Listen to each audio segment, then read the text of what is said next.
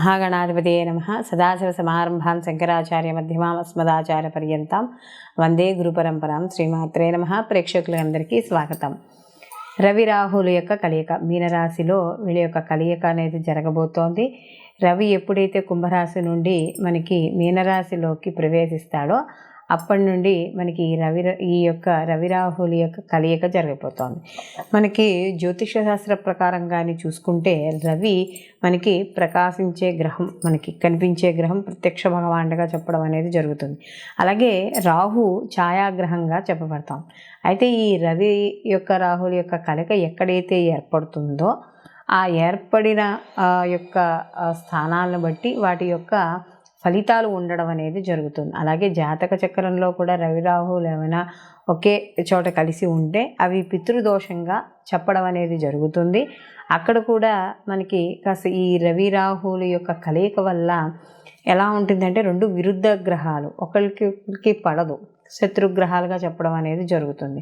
అందులోనూ ఎప్పుడైతే రవి రాహువులు ఒకే చోట చేరతారో రవి బలాన్నంతా కూడా రాహు తీసుకోవడం అనేది జరుగుతుంది. కాబట్టి అక్కడ రవి శుభస్థానంలో ఉన్న ఆయన ఇచ్చే ఫలితాలు అంత అంటే 100% ఆయన శుభ ఫలితాలను ఇవ్వడానికి ఆస్కారం అనేది ఉండదు.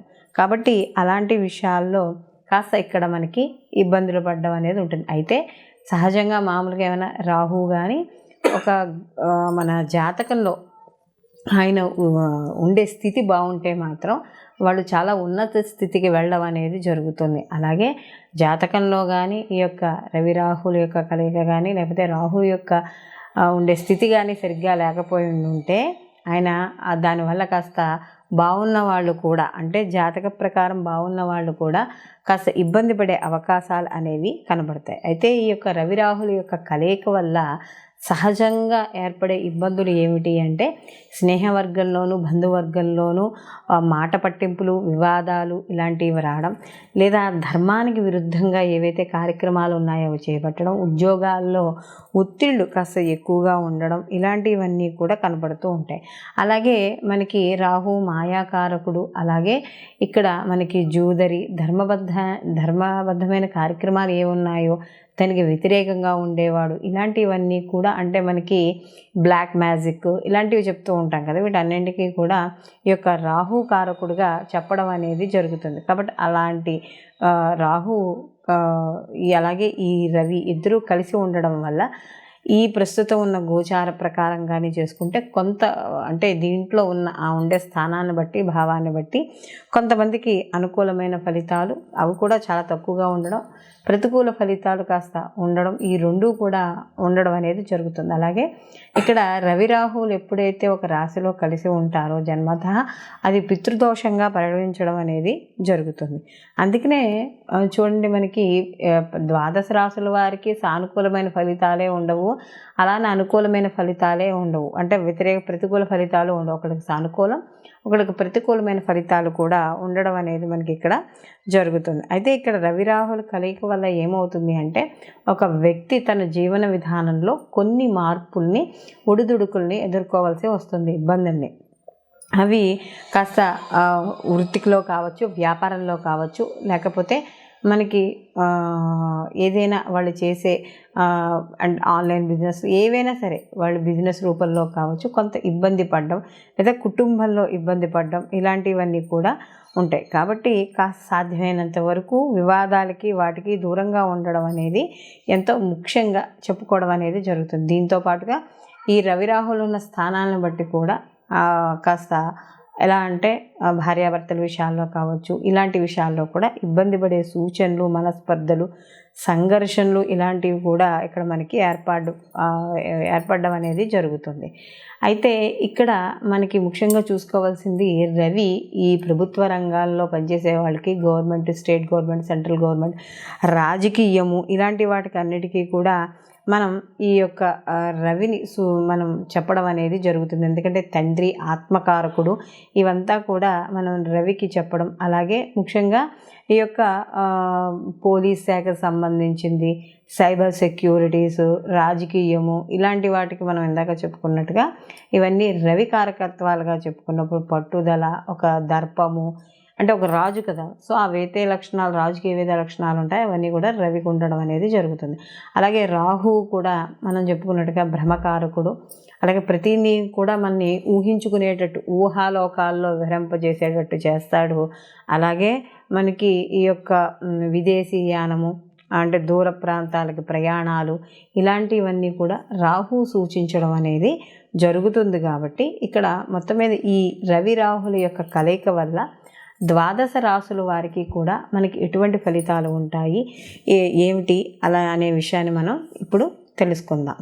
కర్కాటక రాశి. కర్కాటక రాశిలోకి పునర్వసు 4వ పాదము, పుష్యం 1, 2, 3, 4 పాదాలు, ఆశ్లేష 1, 2, 3, 4 పాదాలు అనేవి ఈ కర్కాటక రాశిలోకి రావడం అనేది జరుగుతుంది. రాశాధిపతి వచ్చి చంద్రుడు. అయితే కర్కాటక రాశి వాళ్ళకి నవమ స్థానం అంటే భాగ్యస్థానంలో ఈ రవి రాహుల యొక్క కలయిక అనేది ఏర్పడుతుంది. ఎప్పుడైతే ఈ భాగ్యస్థానం అంటే పితృస్థానంగా చెప్పడం అనేది జరుగుతుంది. తండ్రి ఆరోగ్య విషయాలలో జాగ్రత్త వహించాలి. మనం ఇందాక మొదట్లో చెప్పుకున్నాం, రవి రాహువులు కానీ దశమ స్థానంలో ఉంటే అక్కడ మనకి దోషంగా చెప్పడం అనేది జరుగుతుంది. కాబట్టి ఇక్కడ ముఖ్యంగా తండ్రికి లేకపోతే ఇంటికి ఏదైనా ఉద్యోగాలు విషయాల్లో వాటిల్లో ఏదైనా దూరంగా ఉండడం, అంటే తండ్రికి ఇంట్లో తల్లిదండ్రులకు దూరంగా ఉండడము, లేదా తండ్రికి సంబంధించిన అంటే ఏదైనా ఒక విషయాలు, వాళ్ళకి సంబంధించిన విషయాలు ఏమైనా చేద్దామన్నా పట్టించుకుందామన్నా కూడా వీళ్ళు అక్కడ అందుబాటులో లేకపోవడము. అలాగే రాజకీయ పరంగా కూడా కొంత ఇబ్బందులు ఎక్కువగా ఉండడం, అంటే అప్ అండ్ డౌన్స్ ఉండడము. అలాగే ఇన్వెస్ట్మెంట్ చేసినవి కావచ్చు, లేకపోతే ఏదైనా ఆన్లైన్లో డబ్బులు పెట్టినవి కావచ్చు, లేకపోతే ఏదైనా సరే. ఎందుకంటే నవమస్థానం భాగ్యం అని చెప్తాం. అంటే భాగ్యం అంటే మనకి లక్, అదృష్టం. కాబట్టి ఏదైనా ఒక అదృష్టం, కాబట్టి అలాంటి అదృష్ట స్థానంలో ఈ రవి రాహువులు ఎప్పుడైతే ఉన్నారో మనకు వచ్చే ఏదైతే ప్లస్ పాయింట్స్ ఉన్నాయో మనకి అవి కొద్దిగా తగ్గే అవకాశం అనేది ఇక్కడ కనపడుతోంది. కాబట్టి ఈ కర్కాటక రాశి వారు తప్పకుండా ఈ యొక్క వీటికి ఏవైతే ఈ నవమ స్థానంలో ఇబ్బందులు ఉన్నాయో వాటిని ఎప్పటికప్పుడు చెక్ చేసుకుంటూ ఉండాలంటే తండ్రి ఆరోగ్య విషయాల్లో ఎక్కడైనా మనమే డబ్బులు పెట్టేటప్పుడు కావచ్చు, లేకపోతే అంటే బయట రాహువు మాయాకారకుడు కాబట్టి ప్రతిదాన్ని కూడా మాయ చేస్తూ ఉంటాడు. అందులో ఈ అదృష్టం అంటే ఇప్పుడు ఏదైనా కొత్తగా గవర్నమెంట్ ఉద్యోగాల్లో వాటిల్లో పనిచేసే వాళ్ళకి అబ్బాయి ఇది మనకు వస్తుందేమో అని ఎక్స్పెక్ట్ చేస్తూ ఉంటారు.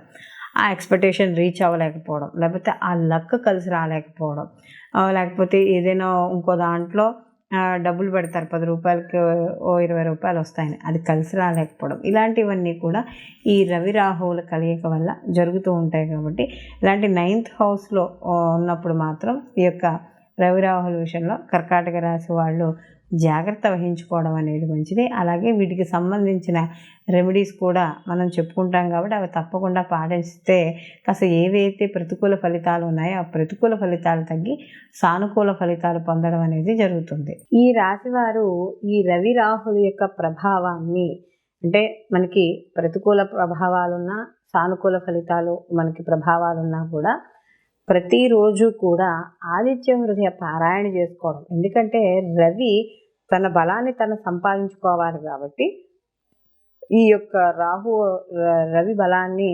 సంగ్రహిస్తాడు. కాబట్టి ప్రతిరోజు కూడా ఈ రాశివారు ఆదిత్య హృదయ పారాయణ చేసుకోవడం, అలాగే దుర్గా కవచం కానీ దుర్గా పారాయణ కానీ, ఎందుకంటే రాహువు యొక్క తీవ్రతను ఏదైతే ఉన్నాయో ఆ తీవ్రతను కూడా తట్టుకోవాలి. సానుకూల ఫలితాలు ఉన్నా కూడా మనకి ఇక్కడ మరింత సానుకూలంగా రావడానికి నిత్యము అమ్మవారి యొక్క ఆరాధన, అలాగే సూర్య నమస్కారాలు, ఆదిత్య హృదయ పారాయణ, ఇవన్నీ కూడా ఈ రాశివారు ప్రతిరోజు తప్పకుండా చేసుకోవాలి. అలాగే సూర్య భగవానికి సంబంధించిన 12 నామాలు చదువుకున్నా, అలాగే ఆదివారాలు ఈ ఏదైతే పీరియడ్ ఆఫ్ టైం ఉందో ఈ పీరియడ్ ఆఫ్ టైంలో మనకి ఈ యొక్క రవికి సంబంధించిన ఏదైనా కవచాన్ని పారాయణ చేసుకోవడం, లేదా సూర్యాష్టకం పారాయణ చేసుకోవడం, ఏదైనా చేసుకోవచ్చు.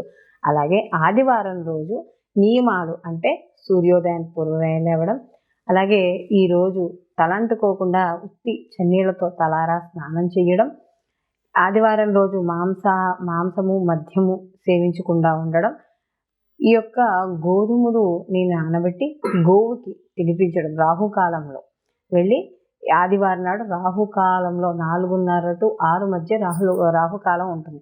కాబట్టి ఈ రాహుకాలంలో ఈ గోధుమలు కాస్త ఆవుకు తినిపించడం ఇలాంటివి చేయడం ద్వారా ఈ రవి రాహుల కలయిక ఇక్కడ ఏదైతే ఉందో దాని నుండి వచ్చే ఫలితాలు అంటే వ్యతిరేక ఫలితాలు ఏమైనా ఉంటే అవన్నీ కూడా కాస్త తగ్గుముఖం పట్టడం అనేది జరుగుతుంది. సర్వే జనా సుఖినో భవంతు, లోకా సమస్తా సుఖినో భవంతు.